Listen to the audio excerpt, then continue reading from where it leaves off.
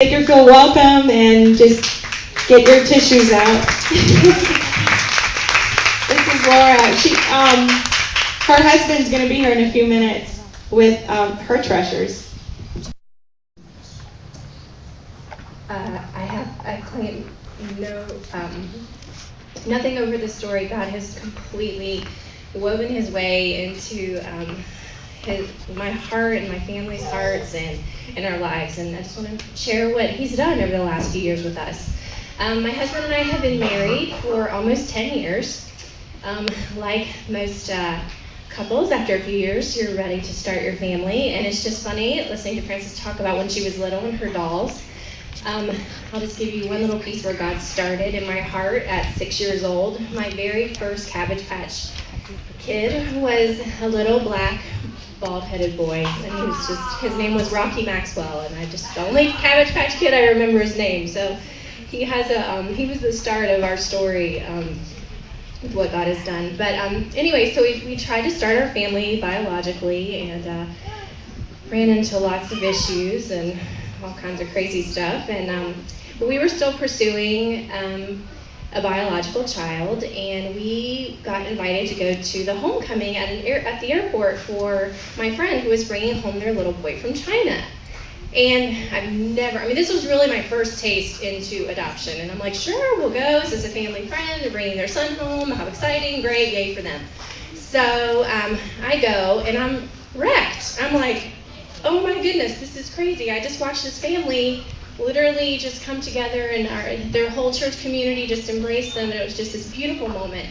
And my aunt said to me, she goes, I could totally see you doing this. And I was like, no, because we are going to have a biological baby. This is what I'm doing, and this is the plan. And God was laughing at me. I'm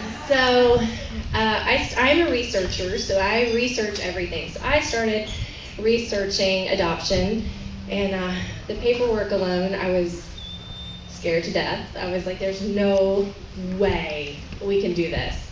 But God said, yes, you can. And we continued down the path of biological, and because I was like, oh, we're going to do both, because, if I'm obedient here, then I'll get what I really want here. But and God was still laughing at that time. So we started our Chinese adoption. And no, we don't have any children from China. That's part of the story too. But so we started our adoption from China, did all of our paperwork, and my husband went on a mission trip to South Africa. It was his first mission trip, and it just happened to be in Africa. And while he was gone, we found out that we had gone through a procedure to try to get pregnant. This was like the one final shot. We were going to try one last time. And one of the mornings that he was gone, I found out that I was not pregnant. And that was a very, very difficult, life-changing day. I was in my kitchen. My husband's 8,000 miles away. He doesn't know. We think that this is it. We think we're being obedient to you, God. We're adopting and we're, pursuing this baby. Surely this is going to work. And I remember sitting in my kitchen with my Bible open, and the lights were very dim, and I said, I was very angry at God, and I was probably saying things that, some words he didn't want to hear at the time, but I was very honest with him about how I felt, that I was not pregnant. And I didn't hear him audibly, but I think that moment in my life was if it could have been audible, then that was the moment I heard him the loudest. And because I said to him, why did you make this so perfect? I was supposed to be pregnant. This was like the perfect thing. All the numbers were right and all this stuff that I don't even remember about because it's been so long. And I heard him say to me, so you will stop. And I said, okay. Because if it hadn't been perfect, I would have been like, well, next time it'll be perfect and we can do this and we can tweak this. And I was trying to control it. And I was not relinquishing to the Lord over my life at that time. And he said, stop. And so I get to work that morning, and in Chinese adoption, you're logged into the system, and we had not been logged in yet. And I get to work, and there's an email in my inbox, congratulations, you're logged into China. And I literally felt God say, I've got your child. got your child. It was like the same day. It was just such a life-changing day. And so we continued to pursue China, and at that point we did let go of our desire to have a biological child, and I prayed for the Lord to take that desire away, and he did. Because I knew that I was destined to be a mother, and it was going to be through adoption, and that's totally fine with me. So then China came to a screeching halt, and as you know, it was just not moving forward at all. And the same family that I saw brought their son home calls me and says, have you considered Ethiopia? And I'm like, leave me alone. Every time I talk to you, I'm starting an adoption. Leave me alone. So I said, well, and I was like, Ethiopia. I don't even know where Ethiopia is. So I get on my map and I'm like, okay. And research is on. And my husband was not on the same page as me. Was not on the same page. And I just prayed about it, and I was looking at blogs, and I'm looking at these families, and I'm like, oh, we're doing this. We are doing this. And I'm like, Lord, you need to change his heart. And and you were talking to me earlier, he literally had a dream. And he woke me up at 3 o'clock in the morning one night. He said, we are supposed to adopt from Ethiopia. I know. I know we're supposed to. I told you that 6 weeks ago. Anyway, so we rushed to find an agency that would allow us to keep our paperwork in China, and we were going to do both adoptions. It was great, perfect. We found an agency.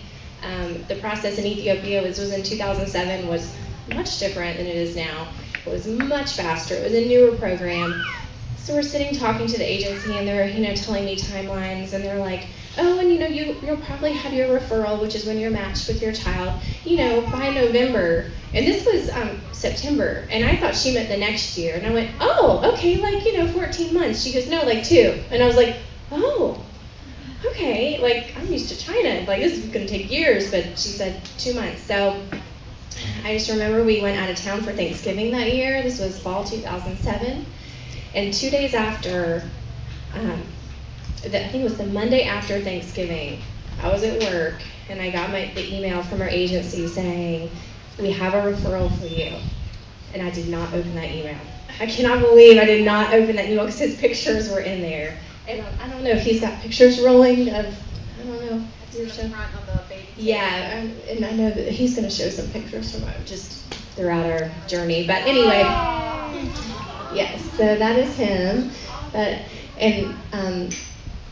So I called my husband, and I'm crying, and it's a 45-minute drive home, and I did not open that email. I promise you, I did not open that email.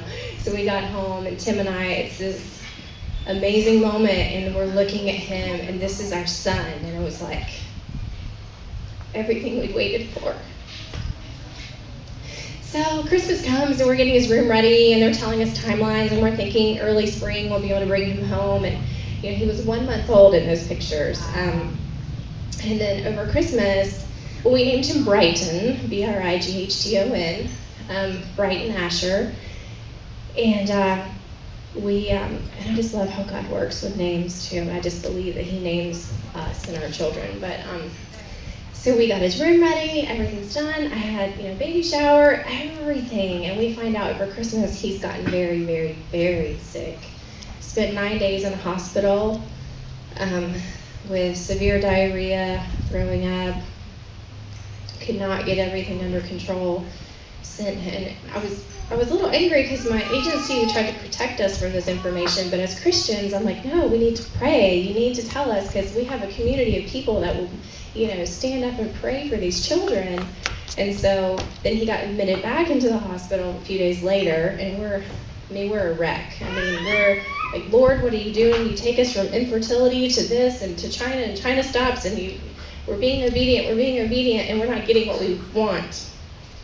And 2 days later, I was at work, and he had been sent home from the hospital, sent back to the orphanage. And my husband, I was in my car eating my lunch, strangely enough. Thank goodness I was not at my desk. And my husband calls me, and he said, he didn't make it.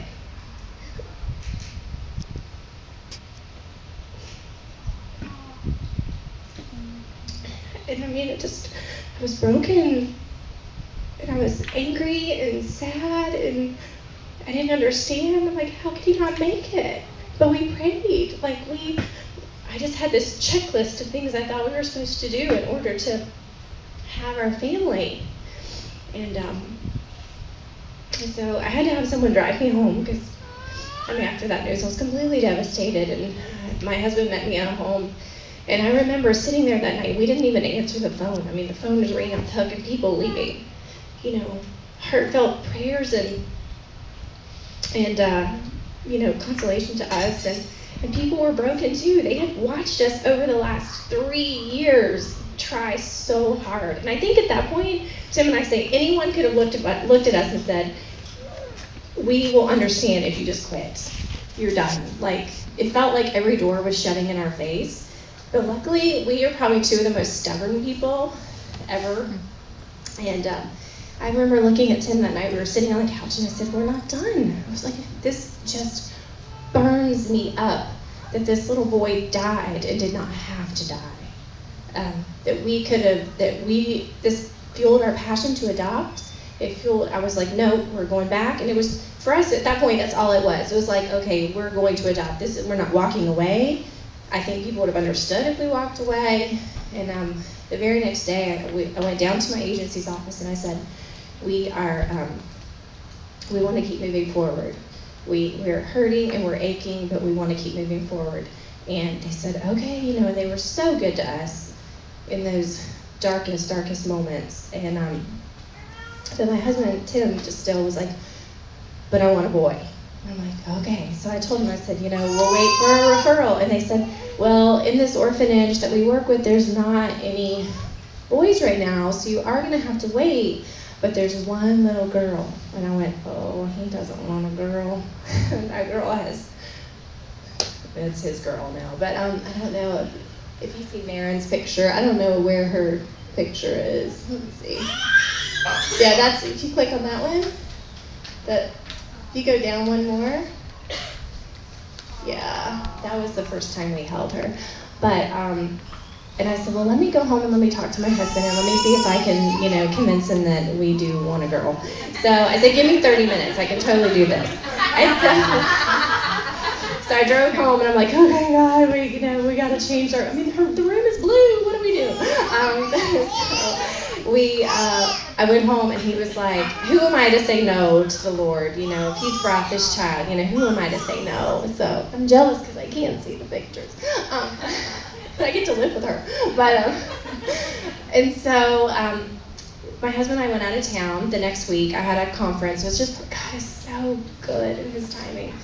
We went out of town, and Tim is a snowboarder, so he was up on the top of a mountain in Colorado, and I was in a conference. And I went back to my room because I knew the pictures were coming soon. They said, we're getting her medicals together. We didn't know one detail about her other than there's this little girl. So, I always tell her, she's looking at me like, where have you been? I've been up in this crib for 6 months. Waiting. So I went up to my room in the hotel and I checked my email and there was her picture, and I texted my husband, and by chance, wherever he was snowboarding, there was a prayer room at the top of the mountain. He was in the room and he had cell reception, and he got her picture, and I said, I'm looking at our daughter. It was just like God had taken all this darkness and pain, and he kept saying over and over, I've got this. I've got, from not being able to have a baby to China to Brighton to Marin. Her name is Marin Asher, and we did give her the same middle name as Brighton, and Asher means happy, and she's a very happy girl. So anyway, over the next 6 months, we processed to bring her home, and we were still grieving, obviously, over the loss of our son, and still dealing with that. I never want to get over that. I want God to always remind me of that dark, dark place, that he was still in that dark place with us. So we brought her home, and it took about, I'd say maybe a year and a half, and we knew we weren't done. We were like, we did not go through all of this to just bring home a baby. Yes, that was part of it, but we knew, God kept saying, this is not about you. This is not about you. This is not about Marin. This is not about growing your family.